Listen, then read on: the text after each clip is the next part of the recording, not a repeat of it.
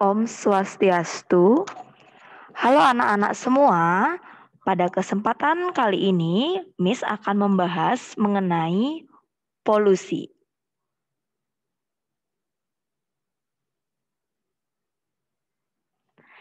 Nah, jadi waktu ini sempat ada yang bingung ya, apakah polusi itu berbeda dengan pencemaran? Nah, jadi pencemaran itu adalah nama lain dari polusi. Ya, pencemaran lingkungan atau polusi itu merupakan masuknya zat-zat pencemar ke dalam lingkungan yang menyebabkan kualitas lingkungan menurun. Nah, jadi zat atau bahan yang dapat mencemari lingkungan itu disebut juga dengan polutan. Nah, pada pembahasan mengenai macam-macam pencemaran, jadi dibagi menjadi 3. Ada pencemaran menurut tempat terjadinya. Yang dibagi lagi ada pencemaran udara, pencemaran air, pencemaran tanah, dan pencemaran suara. Adapun macam-macam pencemaran berdasarkan bahan pencemar itu dibedakan menjadi pencemaran kimiawi, pencemaran fisik, dan pencemaran biologis. Adapun macam-macam pencemaran berdasarkan tingkat pencemar itu ada pencemaran ringan, pencemaran kronis, dan pencemaran akut. Nah, berikut Miss akan bahas terlebih dahulu ya mengenai macam-macam pencemaran udara berdasarkan tempat terjadinya ya. Yang pertama kita akan bahas dari pencemaran udara. Berarti pencemarannya terjadi di udara. Nah, adapun sumber utama pencemaran itu adalah kendaraan bermotor, kegiatan rumah tangga, maupun industri. Nah, seperti yang tampak pada gambar, jadi ini adalah asap kendaraan bermotor yang mengepul ini yang berwarna hitam ini. Nah, ini bisa menjadi polutan atau zat pencemar ya yang bisa mencemari udara. Nah, di sini Miss akan bahas ya lebih banyak mengenai bahan pencemar udara yang digolongkan menjadi partikel dan gas. Jadi kalau partikel dia bisa bentuknya padatan ya. Nah, yang pertama itu bahan pencemar udara adalah gas CO atau karbon monoksida. Nah, jadi karbon monoksida ini merupakan hasil pembakaran yang tidak sempurna dari bahan buangan mobil dan mesin letup. Ya, jadi hasil pembakaran yang tidak sempurna itu akan menghasilkan gas CO. Nah, gas CO ini disebut sebagai gas pembunuh karena gas ini mempunyai daya ikat terhadap hemoglobin yang jauh lebih tinggi daripada dengan O2 sehingga mengganggu pengikatan O2. Nah, jadi ini ada kaitannya juga ya dengan bidang biologi ya di mana di tubuh kalian pada sel darah merah itu terdapat hemoglobin ya yang berfungsi untuk mengikat oksigen. Mengikat oksigen dan juga mengikat CO2. Ya, jadi oksigen itu dibutuhkan dalam tubuh kalian untuk proses respirasi seluler ya oksigen. Karena kalian bernafas pun kalian menghirup oksigen dan mengeluarkan CO2. Nah, di sini gas CO ini memiliki daya ikat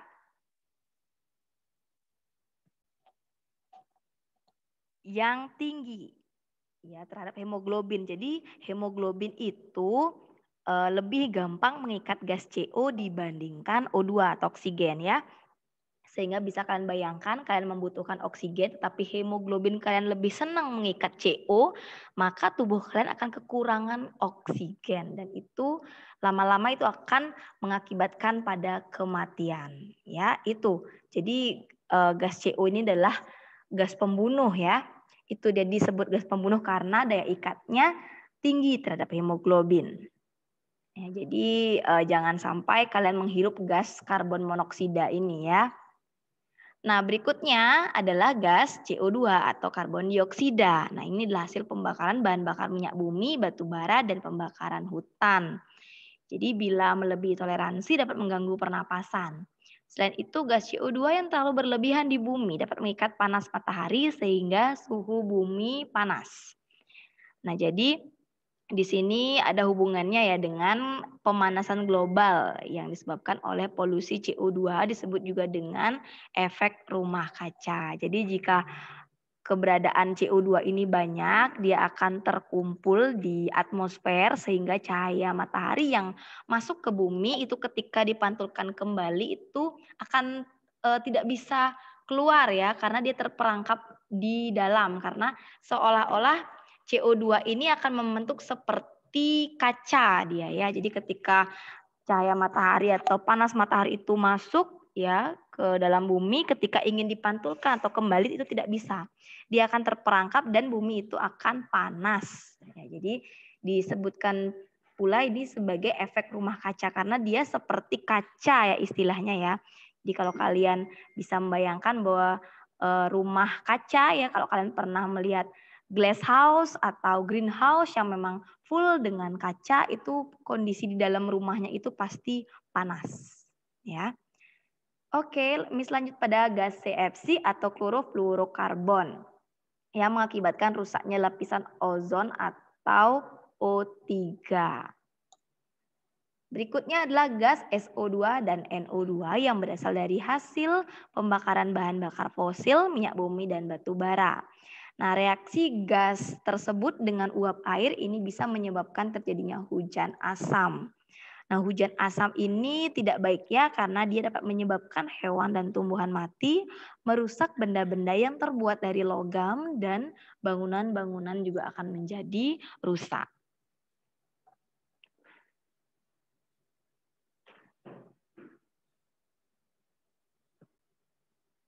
Berikutnya adalah asap rokok. Jadi asap rokok itu mengandung bahan beracun yang menyebabkan batuk kronis, kanker paru-paru, dan mempengaruhi janin dalam kandungan. Polutan berikutnya yaitu radiasi bahan radioaktif, misalnya nuklir. Nah, pencemaran nuklir dalam taraf tertentu dapat menyebabkan mutasi. Jadi mutasi ini adalah perubahan pada materi genetik pada makhluk hidup ya. Jadi mutasi itu ada yang menguntungkan dan ada yang merugikan, tapi memang sebagian besar mutasi itu kalau mutasinya akibat nuklir itu memang dia mengarah pada kerugian seperti itu. Jadi dia bisa menimbulkan berbagai penyakit akibat kelainan gen dan bahkan kematian. Polutan berikutnya adalah partikel yang merupakan padatan yang terdapat di udara. Jadi bentuk-bentuk partikel antara lain seperti kabut atau fog, asap atau smoke, debu atau dust, dan smoke, yaitu campuran antara fog dan juga smoke. Berikutnya adalah pencemaran air. Jadi sumber-sumber pencemaran air itu bisa dari limbah industri ya, yang berupa zat-zat buangan yang sangat berbahaya seperti logam berat, zat-zat radioaktif, sampah kotoran dari pengolahan hasil ternak, dan polutan panas dari air pendingin industri. Berikutnya bisa dari limbah rumah tangga ya, berupa limbah organik yang dibusukkan oleh bakteri menyebabkan O2 di air berkurang sehingga mengganggu aktivitas kehidupan organisme air dan selain itu bisa jadi berasal dari sisa deterjen. Jadi sisa deterjen akibat mungkin mencuci pakaian, nah seperti itu sisa-sisa deterjennya itu bisa mencemari air. Selain itu juga ada limbah pertanian ya, misalnya sisa pemakaian pupuk buatan, pestisida maupun herbisida yang berlebihan. Selain itu juga ada limbah pertambangan yang berupa tumpahan minyak bumi akibat kecelakaan kapal tanker minyak yang sering terjadi menyebabkan banyak organisme akuatik yang mati atau keracunan. Berikutnya adalah pencemaran tanah. Jadi sumber-sumber pencemaran tanah antara lain bisa dari limbah industri yang berupa zat-zat beracun dari industri yang meresap ke dalam tanah. Ada pula limbah rumah tangga seperti kaleng, kaca, plastik, dan deterjen yang bersifat non-biodegradable atau sulit diuraikan secara alami. Ada pula yang berasal dari limbah pertanian berupa zat kimia penyusun pestisida. Berikutnya adalah pencemaran suara. Jadi pencemaran suara ditimbulkan oleh suara bising mesin-mesin pabrik, mesin pesawat terbang, kereta api, motor, dan mesin instalasi. Nah, jadi suara-suara yang berkekuatan 80 dB atau desibel itu sudah dapat menimbulkan kebisingan. Nah, pencemaran suara ini dapat mengganggu pendengaran, meningkatkan kerja jantung, dan menimbulkan stres. Jadi di gambar ini kalian bisa lihat ya, misalnya kemacetan, jadi pasti ada banyak bunyi klakson ya, lalu ini ada gambar speaker, jadi kalau ngidupin musik keras-keras itu ya bisa menyebabkan kebisingan. Nah, ini ada banyak banget toa di sini ya, siapa tahu ada banyak banget suara-suara yang berkekuatan besar jadi menimbulkan kebisingan, dan ini sangat tidak baik karena bisa mengganggu pendengaran. Nah, berikutnya adalah pencemaran menurut bahan pencemar atau polutan. Jadi ada pencemaran kimiawi, pencemaran fisik, dan pencemaran biologis. Nah, untuk pencemaran kimiawi, polutan berupa zat kimia, baik organik maupun anorganik. Contohnya logam berat, air raksa, timbal, arsenik, kadmium, krom, dan nikel, pestisida, minyak, dan deterjen. Pencemaran fisik yaitu polutannya berupa kaleng, botol, plastik, dan karet. Pencemaran biologis, polutannya berupa berbagai macam mikroorganisme penyebab penyakit, misalnya Escherichia coli, Entamoeba coli, dan Salmonella typhosa. Nah, berikutnya pencemaran menurut tingkat pencemaran. Jadi ada pencemaran ringan apabila mengakibatkan iritasi ringan pada panca indera dan tubuh serta mengganggu ekosistem. Contohnya gas buangan kendaraan bermotor yang menyebabkan mata kalian jadi perih ya. Itu masih kategorinya ringan. Kalau kategorinya kronis, itu apabila mengakibatkan sakit kronis. Contohnya, pencemaran merkuri di Minamata, Jepang menyebabkan kanker dan bayi lahir cacat. Adapun pencemaran akut berarti polutannya itu kadarnya sudah tinggi dan bahkan menyebabkan kematian. Misalnya pencemaran nuklir. Berikutnya adalah mengenai polusi dan polutan di lingkungan kerja.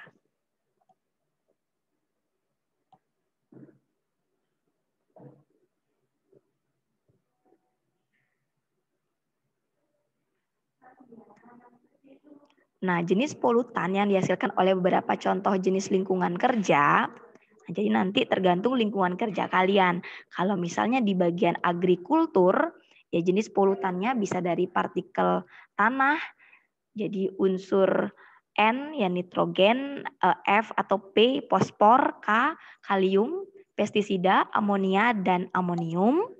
Lalu di lingkungan kerja pertambangan, jenis polutannya itu biasanya sianida, arsenik, merkuri, bahan minyak, materi radioaktif maupun sulfur. Di industri tekstil, jenis polutannya bisa tetrakloroetilen, metilen klorida, klorobenzena, toluen, benzena, NOS4, NOS, pewarna pakaian maupun desinfektan. Lingkungan kerja rumah sakit, jenis polutannya bisa sisa-sisa obat-obatan, alat kesehatan bekas pakai maupun materi radioaktif. Industri kertas, jenis polutannya itu natrium hidroksida, klorin maupun klorin dioksida. Di lingkungan kerja perminyakan, jenis polutannya tumpahan minyak, nitrogen oksida, sulfur oksida, volatil, dan logam berat.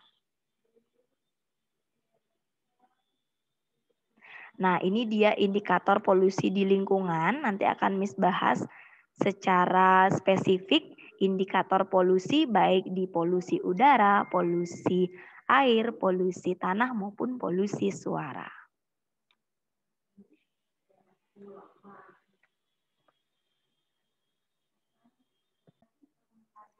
Nah, sekarang Miss akan melanjutkan mengenai indikator polusi. indikator polusi. Jadi di sini pasti ada indikator-indikator atau istilahnya hal-hal yang dijadikan acuan ya, bahwa itu dikatakan polusi, itu dikatakan tidak polusi. Nah, pasti ada indikator-indikatornya. Ya, ada indikator kimianya, indikator fisik maupun indikator biologi. Ya, jadi kita akan bahas indikator polusi.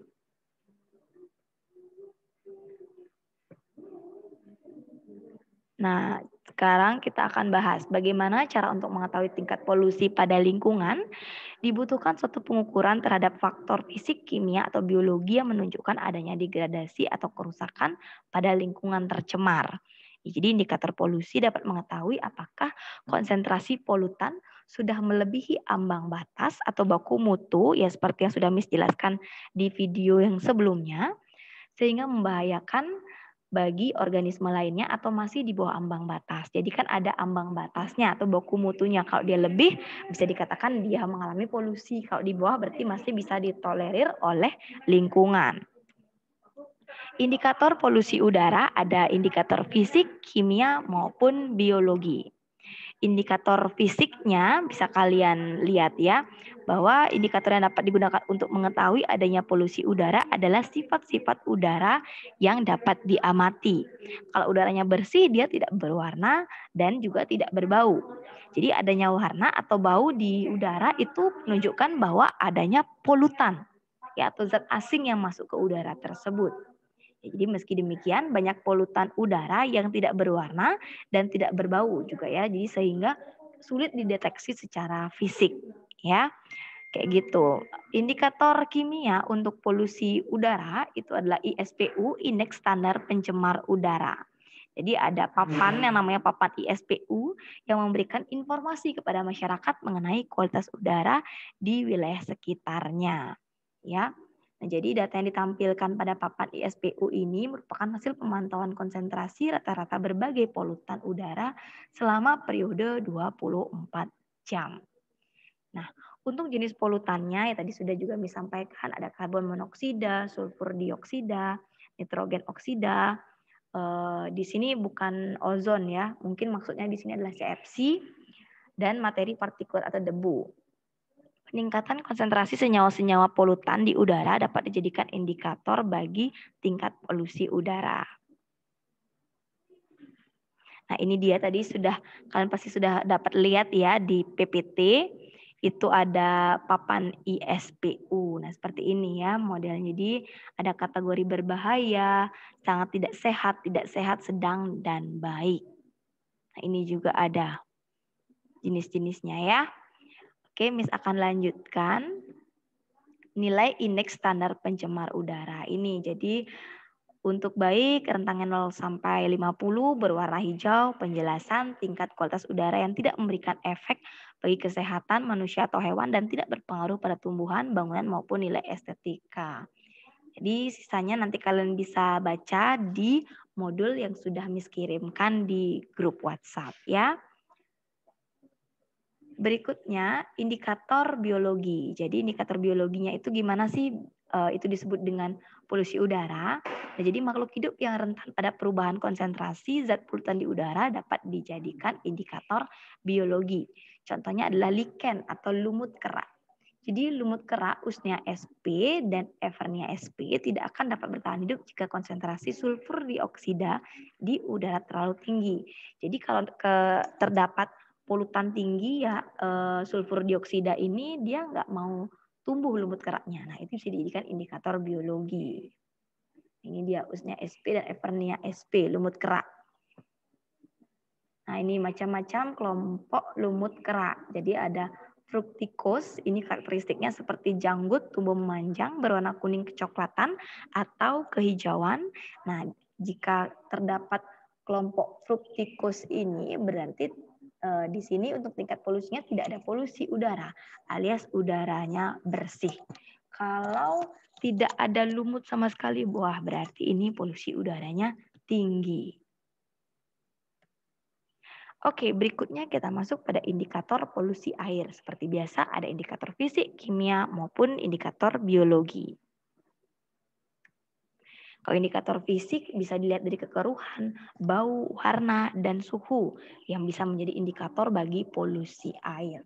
Jadi air itu seharusnya kalau dia bersih ya, seharusnya dia jernih, tidak keruh, tidak berbau, tidak berwarna, dan suhunya relatif sedang. Nah, perubahan pada sifat-sifat fisik air yang bersih tersebut di atas bisa menandakan air telah tercemar. Oke, tingkat kekeruhan air berhubungan dengan konsentrasi partikel padat yang tersuspensi dalam air. Jadi kalau airnya bersih kan harusnya dia jernih, tapi kalau dia ada keruh ya berarti ada partikel padat yang ada di dalam air tersebut. Nah, kekeruhan air dapat diukur secara sederhana menggunakan alat ya yang disebut dengan cakram Secchi. Nah, ini dia, Secchidis. Nah, cakram Secchi ditandai dengan warna hitam dan putih. Kedalaman air di mana cakram masih dapat dilihat dengan jelas menunjukkan tingkat penetrasi cahaya pada perairan tersebut. Kalau logikanya, kalau misalnya airnya jernih, maka cakramnya sampai bawah, sampai dasarnya itu masih bisa kelihatan. Tetapi kalau airnya itu dalam kondisi keruh, baru dicemplungin aja cakramnya, mungkin nggak kelihatan langsung ya. Gitu. Nah, bau dan warna air juga dapat diamati secara langsung ya, sedangkan suhu dapat diukur dengan termometer ya. Adanya bau dan warna atau perubahan suhu ekstrim pada air dapat menunjukkan keberadaan senyawa kimia atau polutan di dalam air. Nah, ini dia Secchidisnya ya. Kalau misalnya kayak gini ini kan masih jernih-jernih aja airnya. Nah, ini sama sekali nggak kelihatan ya Secchidisnya. Nah, berikutnya indikator kimia polusi air. Nah, kandungan senyawa kimia dalam air dapat menjadi indikator ya, adanya pencemaran ataupun tidak. Nah, beberapa contohnya itu adalah kandungan nutrisi, kandungan logam berat, oksigen terlarut atau dissolved oksigen, kebutuhan oksigen biokimia atau biochemical oksigen demand atau BOD, dan juga pH-nya. Nah, kandungan nutrisi. Jadi ini bisa juga nanti kalian cek sendiri penjelasannya di modul ya, bahwa nutrisi yang terkandung dalam air seperti unsur nitrogen, fosfor, dan karbon itu dibutuhkan untuk pertumbuhan organisme fotosintetik di perairan. Masuknya sampah organik atau larian pupuk pertanian yang menggunakan bahan nitrogen dan fosfor itu akan meningkatkan kandungan nutrisi di air, dan kandungan nutrisi di air yang terlalu tinggi ini dapat menjadi salah satu penyebab polusi air yang membahayakan bagi biota air. Jadi semisal nih ada pupuk dari pertanian sekitar masuk ke danau. Nah, di danau itu jadinya tertumpuk unsur-unsur yang memang dibutuhkan oleh organisme tumbuh-tumbuhan air. Jadi tumbuhan air seperti alga atau eceng gondok itu akan blooming ya, dia akan tumbuh serentak gitu menutupi danau. Nah, jadi di sini ketika tumbuhan air ini mati, dia akan menuju dasar danau, dan bakteri-bakteri di dasar danau itu akan berfokus untuk membusukkan tumbuhan yang mati ini.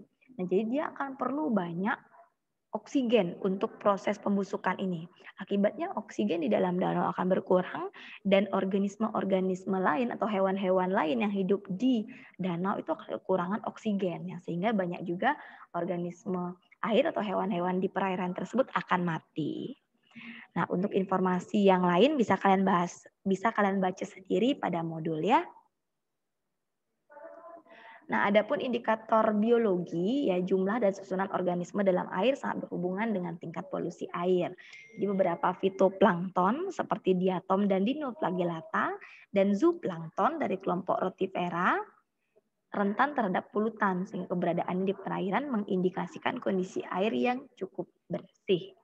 Sebaliknya, keberadaan protozoa parasit dan bakteri coliform dalam air ini akan mengindikasikan telah terjadinya polusi air. Jadi kalau lebih banyak bakteri coliform ya di dalam perairan, berarti sudah ada polutan atau pencemar di dalam air tersebut. Nah, itu jadi indikator biologinya itu ya.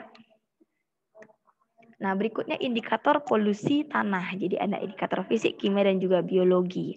Indikator fisiknya ya dilihat dari kualitas tanahnya, antara lain warna tanahnya, kedalaman lapisan atas tanah, kepadatan tanah, porositas dan tekstur tanah, endapan pada tanah. Nah, berbagai polutan tanah dapat merubah sifat-sifat fisik tanah sehingga dapat menurunkan kualitas dari tanah tersebut. Kalau indikator kimia itu bisa dilihat dari nilai pH, salinitas, kandungan senyawa kimia organik, fosfor, nitrogen, logam berat, dan radioaktif.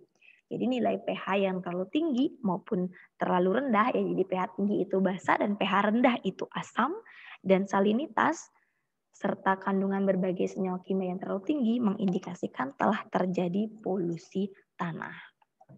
Nah, adapun indikator biologi dalam polusi tanah itu dilihat dari indikator cacing tanah, keberadaan cacing tanah ya. Jadi kalau keberadaan cacing tanah itu dapat meningkatkan kandungan nutrisi pada tanah yang akan menyuburkan tanah. Nah, populasi cacing tanah ini dipengaruhi juga oleh kondisi tanah habitatnya, seperti kondisi suhu, kelembapan, pH, salinitas, aerasi, dan tekstur tanah. Nah, polusi tanah itu akan menyebabkan perubahan kondisi tanah yang mengakibatkan kematian pada cacing tanah. Sehingga jika cacing tanah tidak ditemukan pada tanah tersebut, berarti kondisi fisik tanah berubah dan dapat dikategorikan tanah tersebut telah mengalami polusi tanah. Baik anak-anak, itu dia ya penjelasan panjang kali lebar Miss ya tentang polusi, jenis-jenis polusi. Lalu ada Miss juga sudah menjelaskan mengenai polusi dan polutan di lingkungan kerja serta indikator-indikator polusi. Silakan lebih banyak kalian baca modul PPT dan juga PPT yang tadi Miss juga sudah kirimkan, ya PPT yang Miss dapat dari internet juga sudah Miss kirimkan di grup WhatsApp. Terima kasih atas perhatiannya. Miss ucapkan terima kasih atas perhatian anak-anak sudah mau belajar polusi dengan baik. Untuk pertemuan berikutnya berarti kita akan membahas materi lagi sedikit tentang polusi, yaitu dampak polusi dan bagaimana penanganan limbah. Baiklah anak-anak, Miss akhiri, Miss tutup dengan Parama Santi. Om Santi Santi Santi Om.